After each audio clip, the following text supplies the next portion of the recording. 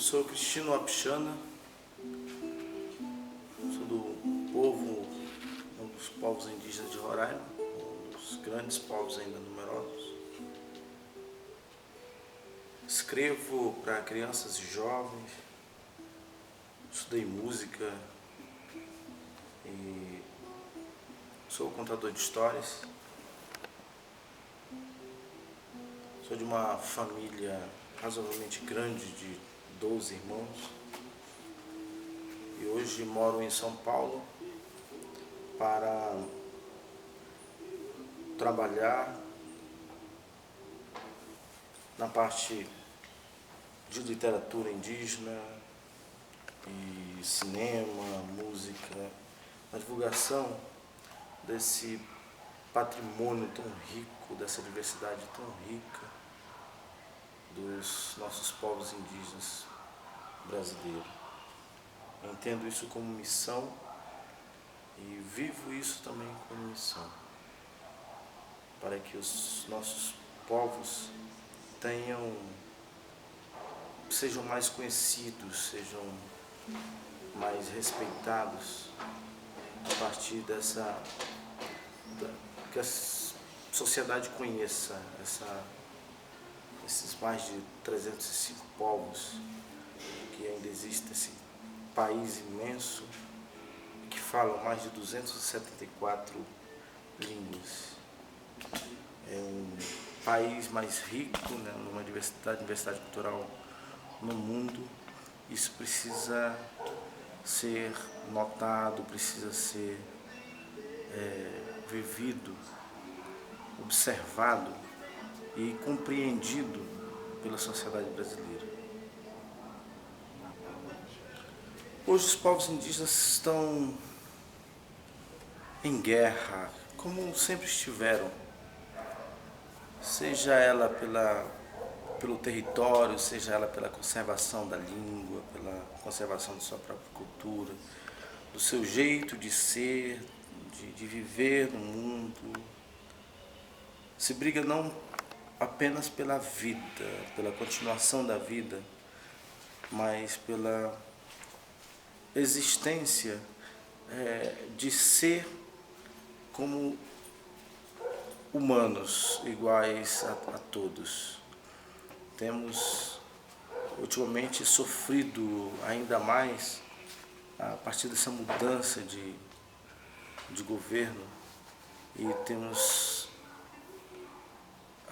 tido problemas com as demarcações, com muitos problemas, com conflitos com fazendeiros, com poceiros, com esses grandes produtores, e esses conflitos têm gerado muitas mortes.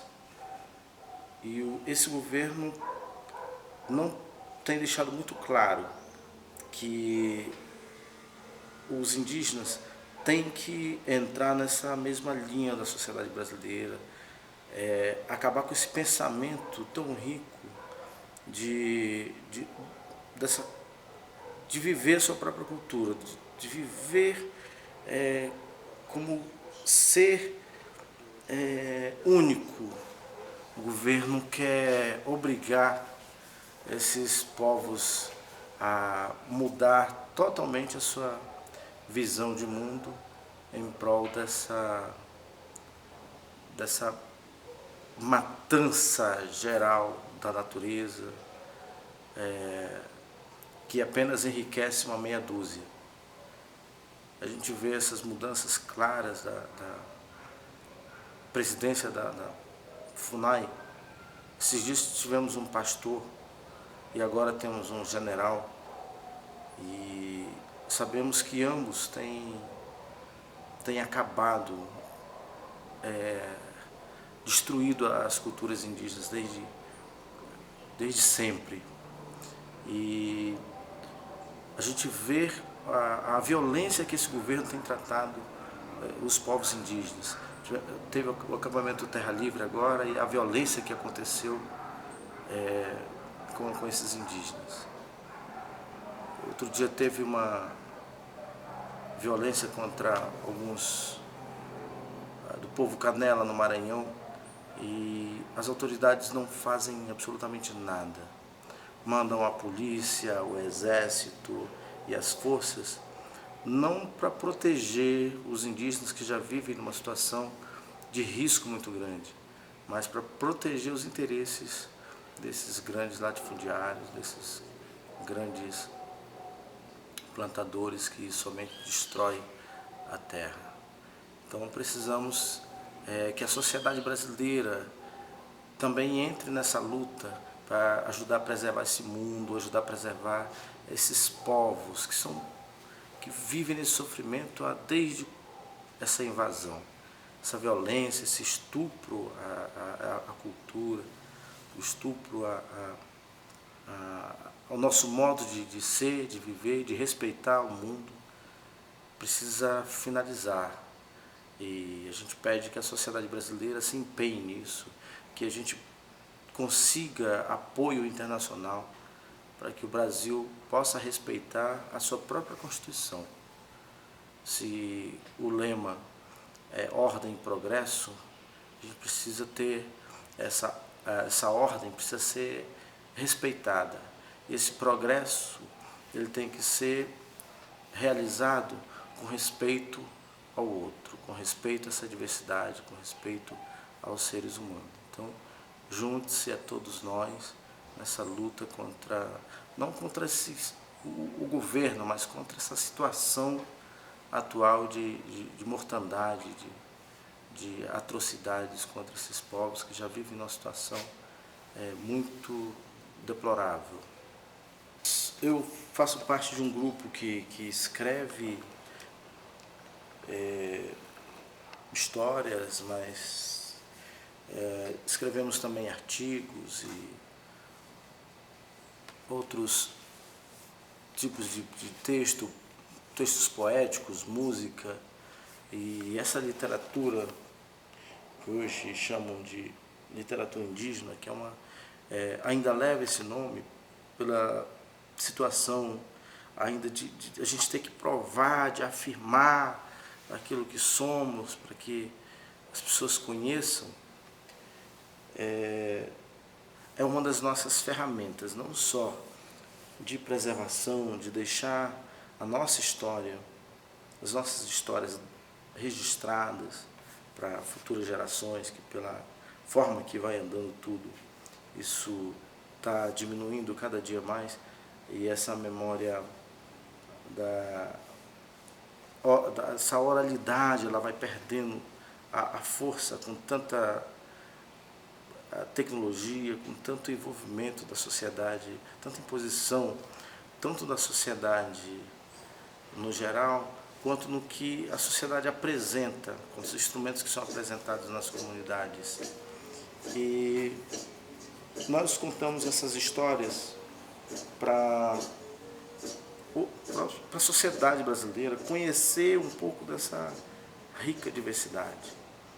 As histórias, elas possuem seu canto no mundo, possuem sua origem, seu lugar, o lugar que ela tem força. Eu sou de Roraima, as nossas histórias tradicionais dos nossos povos, do meu povo, ela tem uma força muito grande. É a história que nos localiza no mundo, é a história que nos mostra como tudo foi feito, é a história que nos diz como devemos viver melhor, é que explica tudo.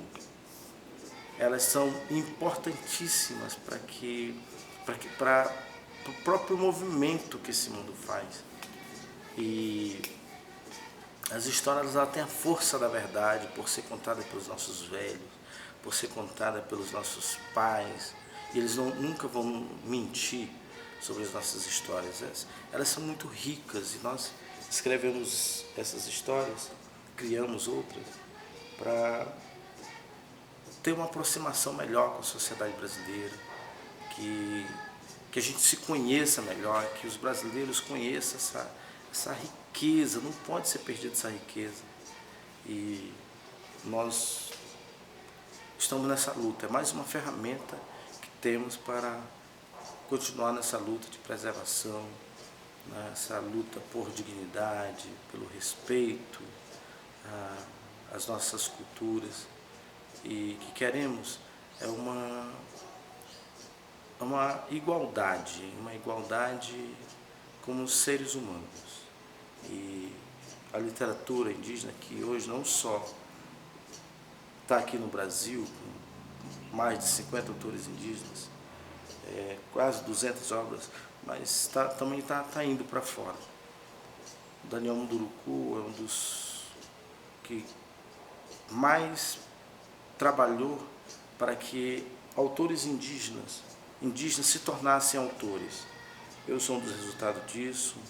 Cacá Verá foi o que publicou o primeiro livro em 1992, saiu no Fantástico, foi uma coisa extraordinária, porque o indígena publicou um livro. E o Daniel foi quem criou o Encontro de Escritores, organizou muitos eventos trazendo os indígenas do Brasil, de várias partes do país, para que pudessem ter contato com editores, contato com autores, ilustradores. E hoje, 20 anos depois, 20 e poucos anos depois, temos essa quantidade de autores, livros premiados. Esse aqui é um dos premiados pelo concurso Tamoios de 2014, assim como tem outros autores que também publicaram diversos com esse prêmio. Esse ganhou menção honrosa e é um livro que também está saindo para o mundo, vai ser publicado na Suécia esse ano e irei em setembro fazer o lançamento na Suécia e conversar com os outros brasileiros que moram lá e outros povos da língua portuguesa, africanos que moram lá, para contar as nossas histórias. Não só a minha história, a Boca da Noite, mas outras histórias de outros povos e assim falar um pouco mais dessa literatura, dessa ferramenta tão importante que nós conseguimos com vários apoios, especialmente da Fundação Nacional do Livro Infanto Juvenil, que por meio da Beth Serra, que faz um encontro de escritores lá há 14 anos, e ao Instituto UCA, que é dirigido pelo Daniel, que criou uma biblioteca também lá em Lorena, que é a biblioteca que tem mais acervo de autores indígenas, e outras instituições que também têm nos apoiaram para organizar esses eventos. E é o que nós fazemos, não só escrevemos, mas temos uma responsabilidade quanto à valorização, ao respeito, à divulgação das culturas indígenas. Não estou falando da cultura, ser um representante da cultura indígena, mas falar sobre as culturas indígenas, falar sobre toda essa problemática que destrói esses povos e pedir que a sociedade nos apoie. O Instituto UCA precisa sobreviver e nesse tempo de crise, entre lá no nosso site e nos ajude.